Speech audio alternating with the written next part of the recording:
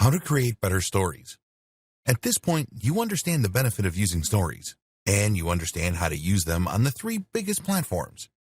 There are more we haven't looked at yet, YouTube Reels for example, but that covers the big places that you should be spending most of your time and energy. But that brings us to the missing and most important piece of the puzzle, the quality. How do you ensure your stories are good and worth watching for the users? Quality content. Before we get into the technical details, it's first important to consider the very concept of your story. Is this something people want to see? Are you overdoing it? Quantity and regularity are a big consideration for many creators making social media stories. So then just how often should you post and at what time of day? As for quantity, the general advice for social media in general is that you should post once or twice a day.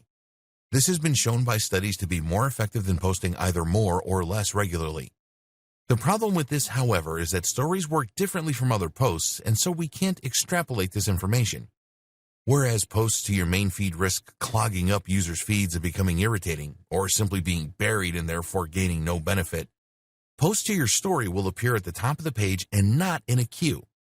Moreover, while Instagram and Facebook use complex algorithms that favor the individual user in order to determine which posts to show, this is not how stories work. Stories are far more weighted by chronology, meaning in other words that the most recent story is the one that you will be shown first. And that means that you can more easily get seen if you post more regularly. This way, you'll be the first story presented when more people open up their phones, in turn meaning that you'll get more eyeballs on your content. Don't go crazy, but there's no reason not to post 10 times in a row if the idea you're trying to get across benefits from it. Don't do this all the time, though, or your viewers might still judge you. As for timing, the best time to post is just when people will be getting home from work. That means roughly 6 p.m. in your local area, but you'll need to be strategic to target the most countries possible if you have an international brand. What to post about? This is the other big question to ask yourself when posting stories. What is this about? Is it well suited to the format? Should you be posting it at all? Anything can be a story. You can post an image of a product and call that a story. Generally, though, this will simply beg the question, why wasn't that a regular post? Users want to see you use stories to post about things that are happening now. This is why they're so often used to post about concerts, travel, meetings, seminars, and similar events. But this is also what makes them a great fit for product launches, special deals, competitions, shoutouts, polls, and clips of other things that you might be doing. Going on a business meeting somewhere interesting? Why not bring your followers via stories? Just created a new post for your blog? Stories. Stories also work extremely well for news sites. For instance, if you have a tech channel and a big company releases a new smartphone or computer, then you can write about it on the blog and then immediately share that post as news to your stories. If you find yourself struggling to come up with ideas for stories, then consider creating a kind of recurring theme or even a series. A good example was when actor Chris Pratt used stories to share what he was eating every day on his diet. They were funny, short, and a great insight into his life at the time. They also had the added bonus of showing a bit more of his life through things happening in the background or other stars in the videos. Higher quality. Your stories don't need to be extremely high quality. In fact, that is often considered to be one of their biggest benefits, that they can be made quickly and don't need to be works of art. With that said, though, creators like Peter McKinnon are showing everyone else up by showing just how attractive and professional they can be. So, depending on the nature of your brand, you might choose to stand out with a highly polished and beautiful story. At the very least, learning some basics when it comes to photography, editing, framing, and more can help to elevate the level of your stories and all the rest of your content for that matter. Taking better photos. Equipment. The first thing you should do is to equip yourself. If you hope to take the best pictures that will look professional on your account, then you should have a camera that will be able to take high-definition images, and you should have editing software so that you can add that extra bit of professional polish. You're probably used to taking photos for Instagram and Snapchat on your phone, and that, of course, is something you can still do.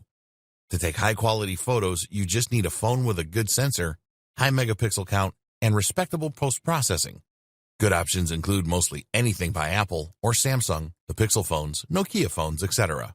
But you also have the option to take photos from your gallery, which you might have added via an SD card or Wi-Fi transfer. This is how you can take photos with a professional DSLR or mirrorless camera, and you will see the difference. This is especially true if you shoot in RAW with a flat color profile and then do a little editing as well. This means that the camera will minimize post-processing, providing more information from the original image to play with. That in turn means you can really create that dynamic HD-looking contrast and crush those blacks, get the colors to pop. Being ready. If you run a business with a social account, then you should be constantly ready to capture images when the opportunities present themselves. For instance, when I sold my old car in cash not long ago, I took the opportunity to photograph the money in a range of scenarios ready for potential use on my money-making channel. Likewise, you might find when you're on a walk that you see a great cityscape which could be used in a range of generic motivational posts. Make sure you have your camera on you at all times and that you are actively looking out for great photo ops so that you can create a great resource to draw on in the future. This is another thing to consider. The photos don't need to be posted as soon as they're taken. You can post photos from months ago, or even post photos and videos from stock video or photography sites. This lets you create more content more affordably. Framing and depth. While you aren't going to become a pro overnight, taking great shots is often simply a matter of taking the time to consciously set up the image rather than just pointing and shooting head on. Think, for instance, about your foreground and background image elements, and about whether having a leaf in the foreground could help to create more of a sense of three-dimensional depth.